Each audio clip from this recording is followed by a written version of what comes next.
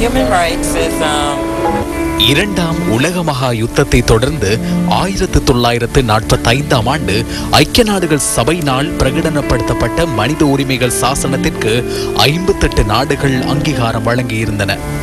இதனைத் தொடர்ந்து 1948ஆம் ஆண்டு உலக மனித உரிமைகள் தினம் பிரகடனப்படுத்தப்பட்டது.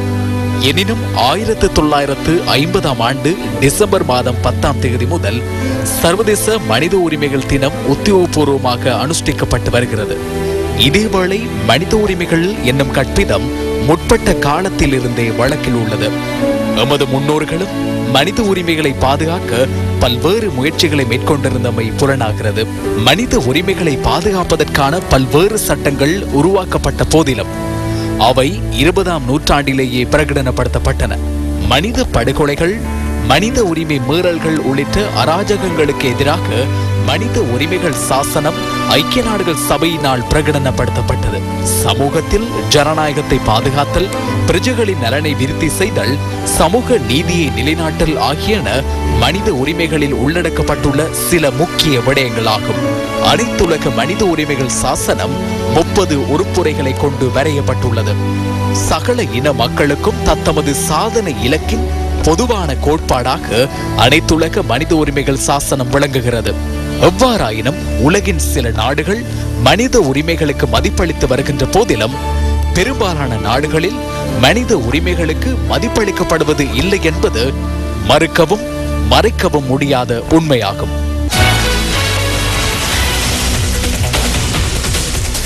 காணாமற் போன தமது உறவுகளை கண்டுபிடித்து தருமாறு வலியுறுத்தி காணாமற் போனவர்களின் உறவினர்கள் யாழ்ப்பாணத்தில் இன்று ஆர்ப்பாட்டத்தில் ஈடுபட்டனர். யாழ் மத்திய பஸ் நிலையத்திற்கு முன்பாக இன்று முற்பகல் இடம்பெற்ற இந்த ஆர்ப்பாட்டத்தில் பெருந்திரளானவர்கள் கலந்து கொண்டனர். காணாமற் போன சொந்தங்களின் நிழற்படங்கள் மற்றும் ஸ்லோகங்களை ஏந்தியவாறு ஆர்ப்பாட்டத்தில் ஈடுபட்ட அவர்களது உறவினர்கள் கோஷம் எழுப்பினர். சர்வதேச மனித உரிமைகள் தினத்தை முன்னிட்டு யாழ்ப்பாணத்தில் காணாமற் போனவர்களை தேடி அறியும் குழுவினால் இந்த ஆர்ப்பாட்டம் ஏற்பாடு செய்யப்பட்டிருந்தது. இந்த அரசை உடனடியாக இந்த காணாமல் போனவர்கள் தொடர்பாகவும் கடத்தப்பட்டவர்கள் தொடர்பாகவும் அரசியல் கைதிகள் தொடர்பாகவும் தக்க நடவடிக்கை எடுத்து உடனடியாக விடுதலை செய்ய வேண்டும் என்று எமது கோரிக்கையை நாங்கள் சர்வதேசம் வரை கொண்டு செல்வதற்காக நாங்கள் தயாராக இருக்கின்றோம்.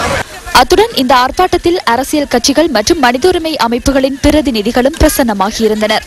இதன்போது ஆர்ப்பாட்டக்காரர்களுக்கும் போலீசாருக்கும் இடையில் அமைதியின்மை ஏற்பட்டதாகவும் தெரிவிக்கப்படுகின்றது. சரத் பொன்சேகாவின் மனித உரிமைகள் மீறப்படுகின்றமைக்கு அதிருப்தி தெரிவித்து ஐக்கிய நாடுகள் சபையிடம் சமர்ப்பிப்பதற்காக 10 லட்சம் கையொப்பங்களை பெற்றுக்கொள்ளும் திட்டம் இன்று ஆரம்பிக்கப்பட்டது.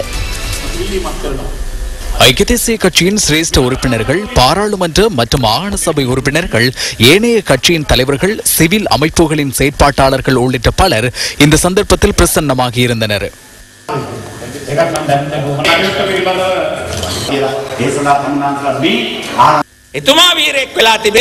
அவர் ஒரு வீரராக இருந்தாலும் நாட்டின் ஜனநாயகம், சுதந்திரம் மற்றும் நீதியின் பொருட்டு சிறை கைதி ஒருவராக இன்று காணப்படுகிறார். இந்த நாட்டு மக்களுக்காக முன்னின்று சிறையில் வெள்ளை ஆடை ஒன்றை அணிந்து உயிரிழப்பதற்கு தயாராக உள்ள தலைவர் என்ற ரீதியில் விடுதலைக்காக சரத் பொன்சேகா போராட வேண்டிய நிலையில் உள்ளார்.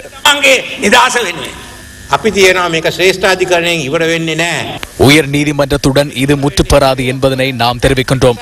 நியூயார்க்கில் அமைந்துள்ள ஐக்கிய நாடுகள் சபையின் ஊடாகவே இதற்கு முற்றுப்புள்ளி வைப்போம். அரசாங்கத்திற்கு எதிராக நாம் வழக்கு தாக்கல் செய்வோம். அதன் பின்னர் யார் சிறையில் இருப்பார்கள்? அரசாங்கத்தை சேர்ந்தவர்களை சிறைவாசம் செல்வார்கள். அந்த குற்றப்பத்திரிகையை நாம் தாக்கல் செய்வோம்.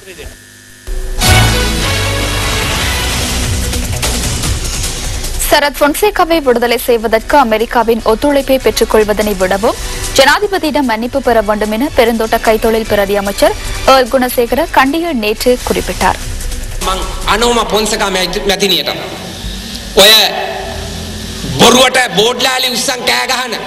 ஹனோமா பொன்சேகாவுடன் பதாகைகளை ஏந்திக் கொண்டு கோஷங்களை எழுப்புவர்களிடம் ஜனாதிபதியை சந்தித்து மன்னிப்பு பெற்றுக் கொள்ளுமாறு நான் தயவுடன் தெரிவிக்கிறேன். அவர் சிறந்த பௌத்தர், அனைவர் குறித்தும் சிந்திக்கக்கூடிய சிறந்த தலைவர். அவரிடம் சென்று பேசினால் நாளை கூட விடுதலை செய்வார் என நான் நம்புகிறேன். ஹனோமா பொன்சேகா அல்லது அவரது புதல்வி அமெரிக்காவுக்கு சென்று பராக் ஒபாமாவை சந்திப்பதனால் எவ்வித பயனுமில்லை.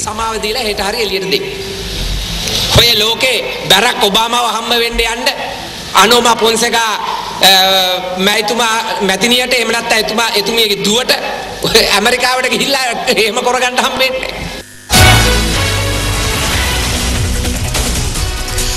கற்றுக்கொண்ட பாடங்கள் மற்றும் நல்லிணக்க ஆணைக்குழு அறிக்கையை பகிரங்கப்படுத்தும் வரை தமது இலங்கை விஜயத்தை பிற்போட்டுள்ளதாக மனித உரிமைகளுக்கான ஐக்கிய நாடுகளின் உயர்ஸ்தானிகர் நவநீதம் பிள்ளை தெரிவிக்கின்றார். ஆணைக்குழு அறிக்கை தற்போது ஜனாதிபதி வசம் உள்ளதாகவும் அவர் குறிப்பிடுகின்றார். இன்னசிட்டி பிரஸ் ஊடக சேவையினால் கேட்கப்பட்ட கேள்வியொன்றுக்கு பதிலளித்த போதே நவநீதம் பிள்ளை இந்த கருத்தினை கூறியுள்ளார்.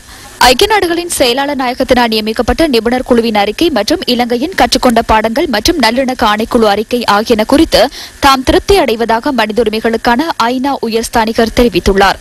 இதேவேளை இரண்டாவது முறையாகவும் மனித உரிமைகளுக்கான ஐக்கிய நாடுகள் உயர்ஸ்தானிகர் பதவிக்காக போட்டியிடும் எதிர்பார்ப்பு இருக்கின்றதா என்று இன்னசிட்டி பிரஸ் ஊடக சேவை அவரிடம் வினவியது. எனினும் அது குறித்து எந்தவித கருத்தையும் வெளியிடாத நவநீதம் பிள்ளை அதற்கான தீர்மானம் ஒன்றை மேற்கொள்வதற்கு மேலும் 6 மாத கால அவகாசம் உள்ளதாகவும் சுட்டிக்காட்டியுள்ளார். அனுராதபுரம் எப்பாவல கடிகாவ பிரதேசத்தில் 2 யுவதிகளும் இளைஞர் ஒருவரும் தூக்கிட்ட நிலையில் உயிரிழந்துள்ளனர். இவர்கள் தற்கொலை செய்து கொண்டிருக்கலாம் என சந்தேகிப்பதுடன் இன்று மாலை பிரேத பரிசோதனை நடைபெறுவதற்கான ஏற்பாடுகள் செய்யப்பட்டிருந்ததாக போலீசார் குறிப்பிடுகின்றனர். கடிகாவையில் வசித்து வந்த இந்த சகோதரிகள் இருவரும் பிரதேசத்தைச் சேர்ந்த இளைஞர் ஒருவருடன் காதல் தொடர்பினை வைத்திருந்ததாக தெரிய வந்துள்ளது. இந்த இளைஞர் ராணுவத்திலிருந்து தப்பிச் சென்ற ஒருவர் என கூறப்படுகிறது. 17 வயதான RM தில்ஷானி 2 வருடங்களுக்கு முன்னர் இந்த இளைஞருடன் வீட்டிலிருந்து தப்பியோடி உள்ளதாகவும் தகவல்கள் வெளியாகியுள்ளன. இந்த சந்தர்ப்பத்தில் யுவதி 15 வயது நிரம்பியவராக இருந்தமையினால் இளைஞருக்கு எதிராக வழக்கொன்றும் தாக்கல் செய்யப்பட்டுள்ளது. விடுமுறை கிடைத்தவுடன் இங்கு வருகை தருவார். எனினும் அங்கேதான் அவர் இருப்பார். துஷ்பிரயோக வழக்கென கூறி போலீசார் கைது செய்து அழைத்து சென்றனர். இன்றும் அந்த வழக்கு நிலுவையில் உள்ளது. சிறிது காலத்திற்கு பின்னர் கடிகாவ பகுதியில் உள்ள யுவதியின் தாயார் வீட்டில் இளைஞர் வசித்து வந்தார். இந்த இளைஞர் RM தில்ஷானியின் 15 வயது தங்கையுடன் தொடர்புகளை வைத்திருந்ததாக தகவல்கள் கிடைத்துள்ளன. இந்த இளைஞருடன் ஏற்பட்ட தகராறு தொடர்பில் யுவதிகளின் தாயார் அண்மையில் போலீஸ் நிலையத்தில் முறைப்பாடு செய்திருந்தார். இளைஞரும் யுவதிகள் இருவரும் வீட்டில் இருந்து நேற்றிரவு வெளியேறியுள்ளதுடன் இன்று முற்பகல் அருகில் உள்ள மரம் ஒன்றில் மூவரது உடல்கள் தூக்கிட்ட நிலையில் தொங்கிக் கொண்டிருப்பதனை உறவினர் ஒருவர் கண்டுள்ளார். நீதவான் விசாரணைகளின் பின்னர் பிரேத பரிசோதனைகளுக்காக உயிரிழந்தவர்களின் சடலங்கள் அனுராதபுரம் போதனா வைத்தியசாலையில் வைக்கப்பட்டுள்ளன. இதேவேளை கடந்த புதன்கிழமை அம்பேமூவ பிரதேசத்தில் இளைஞர் ஒருவர் மூவரை கொலை செய்து அவரும் தற்கொலை செய்து கொண்டதுடன் வெளிப்பண்ண இத்திகாஸ் துட்டுவ பகுதியில் அண்மையில் ஒருவர் கொலை செய்யப்பட்டு புதைக்கப்பட்டிருந்தார். இதேவேளை கூரான ஆயுதங்களினால் குத்தி பாதுகை வட்டவள பிரதேசத்தில் ஒருவர் நேற்று கொலை செய்யப்பட்டிருந்தார். காதல் தொடர்பொன்றினால் ஏற்பட்ட மோதல் காரணமாக திஸ்ஸ மகாராம போலீஸ் நிலையத்துக்குள் யுவதி ஒருவர் மீது துப்பாக்கி பிரயோகம் மேற்கொள்ளப்பட்ட சம்பவம் ஒன்று அண்மையில் பதிவாகியது. ஆட்கொலை மற்றும் தற்கொலை போன்ற எண்ணங்கள் மனிதர்களுக்கு தோன்றுவதற்கான காரணம் என்ன? තිරිසනුන්වත් නොකරන විදිහේ සාහසික වැඩවලට தமக்கு தோன்றும் இத்தகைய தவறான எண்ணங்களின் பிரதிபலனாகவே மனிதர்கள் மிருகத்தனமாக நடந்து கொள்கின்றனர். அதனால் எண்ணம் வந்து உருவாகியதுடன் அதனை அவ்வாறே செயற்படுத்தாமல் அது குறித்து தொடர்ந்தும் சிந்திக்க வேண்டும்.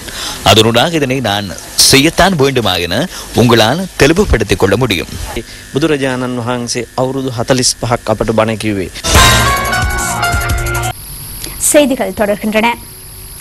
தென் மாகாணத்தில் வசிக்கும் கஷ்ட பிரதேச மாணவர்களுக்கு இலவசமாக துவிச்சக்கர வண்டிகள் வழங்கப்பட்டன. நாட்டில் உள்ள பின்தங்கிய பிரதேச மாணவர்களுக்கு இலவச துவிச்சக்கர வண்டிகளை வழங்கும் தேசிய திட்டத்துக்கு இணைவாக தென் மாகாண பாடசாலை மாணவர்களுக்கு துவிச்சக்கர வண்டிகளை வழங்கும் ஆரம்ப நிகழ்வு தங்காலை யாயவத்து மாவட்ட இளைஞர் மத்திய நிலையத்தில் இடம்பெற்றது. பாராளுமன்ற உறுப்பினர் நாமல் ராஜபக்ஷ இதில் பிரதம அதிதியாக கலந்து கொண்டார். ஹம்பாந்தோட்டை மாவட்டத்தில் உள்ள வலஸ்முல்ல தங்காலை கல்வி வலய மாணவ மாணவிகள் 100 பேருக்கு இங்கு துவிச்சக்கர வண்டிகள் வழங்கப்பட்டன. சிசுதரிய திட்டத்தின் கீழ் தனியார் போக்குவரத்து அமைச்சும் தேசிய போக்குவரத்து ஆணைக்குழுவும் இதற்கான அனுசரணையை வழங்கியது. மாணவர்களுக்கு மிகச் சிறப்பானவற்றை வழங்குவதே அரசின் நோக்கம் என இங்கு உரையாற்றிய பாராளுமன்ற உறுப்பினர் நாமல் ராஜபக்ஷ தெரிவித்தார்.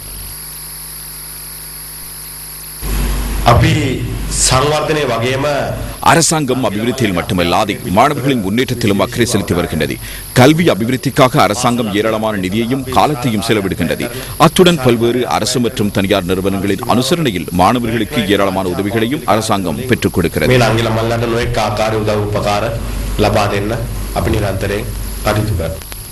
யாழ் அச்சுவேலி கைத்தொழில் பேட்டையை கட்டி எழுப்புவதற்காக இந்தியா உதவி வழங்க முன்வந்துள்ளது. இந்திய அரசாங்கம் இக்கைத்தொழில் பேட்டையின் அபிவிருத்திக்கென 92 மில்லியன் ரூபாவை உதவியாக வழங்க உள்ளது. இது தொடர்பான உடன்படிக்கையை கைச்சாத்திடும் நிகழ்வு இந்திய உயர்ஸ்தானிகர் அலுவலகத்தில் இடம்பெற்றது.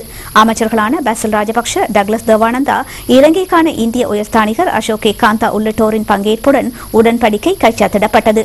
கைத்தொழில் பேட்டையின் சுமார் 25 ஏக்கர் பிரதேசத்தில் உட்கட்டமைப்பு வசதிகள் விருத்தி செய்யப்படும். இதன் மூலம் நேரடி மற்றும் மறைமுகமாக 2000க்கும் மேற்பட்ட தொழில் வாய்ப்புகள் உருவாகும். இங்கு ஆடை உற்பத்தி, தோல் பொருள் உற்பத்தி, பிளாஸ்டிக் மற்றும் விவசாய உற்பத்தி ஆகிய துறைகள் மீது விசேட கவனம் செலுத்தப்படும். இதற்கென தொழில்நுட்ப அறிவு மற்றும் செயற்திட்ட முகாமைத்துவ சேவைகள் ஐக்கிய நாடுகள் ஸ்தாபனத்தினால் வழங்கப்படும். தேவையான அடிப்படை திட்டங்களை வகுக்கும் பணிகள் பூர்த்தி செய்யப்பட்டுள்ளன. நாட்டின் பல பாகங்களிலும் இடம்பெற்ற நிகழ்வுகளின் தொகுப்பு அடுத்து.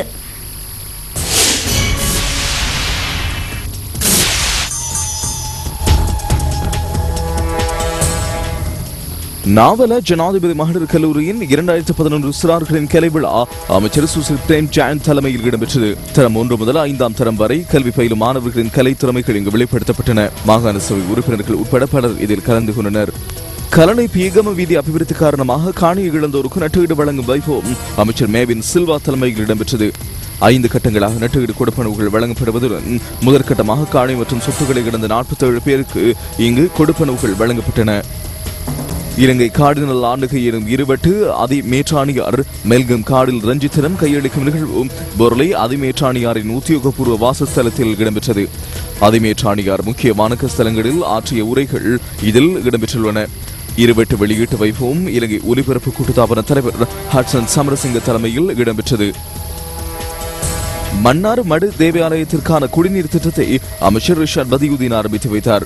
சுமார் 531 மில்லியன் ரூபாய் செலவில் இக்குடிநீர் திட்டம் அமைய உள்ளது. மன்னார் மாவட்டத்தின் பெருமையினை சர்வதேசத்திற்கு எடுத்துக்காட்டும் ஒரு சின்னமாக மடு தேவாலயம் காணப்படுவதாக அமைச்சர் ரிஷாட் பதியுதீன் இங்கு உரையாற்றும் போது தெரிவித்தார். சிரேஷ்ட அமைச்சர் மெல்ரோய் பெர்னாண்டோ, அமைச்சர் தினேஷ் குணவர்தன உள்ளிட்ட பலர் கலந்து கொண்டனர். கொழும்பில் ஈரானிய திரைப்பட கண்காட்சி ஈரான் தூதரக கலாச்சார பிரிவில் அண்மையில் ஆரம்பமானது. உலக புகழ் பெற்ற ஈரானிய கலைஞர்களின் படைப்புகள் இங்கு திரையிடப்பட உள்ளன. இலங்கை ரசிகர்களின் மத்தியில் ஈரானிய திரைப்படங்களை பிரபலியப்படுத்தும் நோக்கில் இத்திரைப்பட கண்காட்சி இடம்பெறுகிறது. ஈரானிய தூதுவர் கலாநிதி நபி முகமது ஹசனி போரி தலைமையில் கண்காட்சி ஆரம்பித்து வைக்கப்பட்டது. கிழக்கு மாகாண முதலமைச்சர் சிவனேச திரு சந்திரகாந்தரின் முயற்சியினால் அமைக்கப்பட்ட பேத்தாரை பொது நூலகம் இன்று திறந்து வைக்கப்பட்டது. இந்நூலகத்தில் கணனி பிரிவு, புராதன ஆவணங்களை பாதுகாக்கும் பகுதி, வாசிப்பு பகுதி, சிறுவர் பகுதி என்பன அமைக்கப்பட்டுள்ளன. திறப்பு விழாவில் அமைச்சர் ஏஎல்எம் அத்தாவுல்லா, கிழக்கு மாகாண ஆளுநர் மொஹான் விஜய் விக்ரம, முதலமைச்சர் சிவனேச திரு சந்திரகாந்தன் உட்பட பலர் கலந்து கொண்டனர். நெல்லியடி மத்திய கல்லூரி கிறிஸ்தவ மாணவர்களின் ஒளி விழா நிகழ்வு நேற்று கல்லூரி மண்டபத்தில் இடம்பெற்றது. கல்லூரி அதிபர் எஸ் சேனாதிராஜா தலைமையில் இடம்பெற்ற இந்நிகழ்வில் கிறிஸ்தவ கலை நிகழ்ச்சிகளும் இயேசுநாதரின் பிறப்பை சித்தரிக்கும் நாடகங்களும் இடம்பெற்றன. ஆசிரியர்கள், மாணவர்கள், பெற்றோர்கள் உள்ளிட்ட பலர் இதில் கலந்து கொண்டனர். முஸ்லிம் பெண்கள் எதிர்நோக்கும் பிரச்சனைகள் தொடர்பாக ஆராயும் கலந்துரையாடல் ஒன்று பேராதனை பல்கலைக்கழகத்தின் முஸ்லிம் மஜ்லிஸின் ஆதரவுடன் இடம்பெற்றது. முஸ்லிம் பெண்கள் எதிர்நோக்கும் பல்வேறு பிரச்சனைகள் குறித்து இக்கலந்துரையாடலில் ஆராயப்பட்டன. பாலியல் வன்முறைகள், சீதன கொடுமைகள், மார்க்க ஒழுக்கவியல் அம்சங்கள், ஃபர்தாவின் முக்கியத்துவம் போன்ற விடயங்கள் இக்கலந்துரையாடலில் ஆராயப்பட்டன. சர்வதேச ஊனமுற்றோர் தினத்தை முன்னிட்டு மன்னார் மாவட்டத்தில் மாற்றுத்திறனாளிகளின் காட்சியொன்று இடம்பெற்றது. மன்னார் மாவட்டத்தில் சுமார் 50க்கும் மேற்பட்ட மாற்றுத்திறனாளிகள் புனர்வாழ்வு விசேட பாடசாலையில் கல்வி, தொழில் மற்றும் கலாச்சார பயிற்சிகளை பெற்று வருகின்றனர். இன்று காலை இவர்களின் கலை நிகழ்வுகளும் இம்மாணவர்களினால் தயாரிக்கப்பட்ட பொருட்காட்சியும் இடம்பெற்றன. இதில் மன்னார் மாவட்ட மேலதிக அரசாங்க அதிபர் பரமதாஸ், மன்னார் குரு முதல்வர் உட்பட பலரும் கலந்து கொண்டனர்.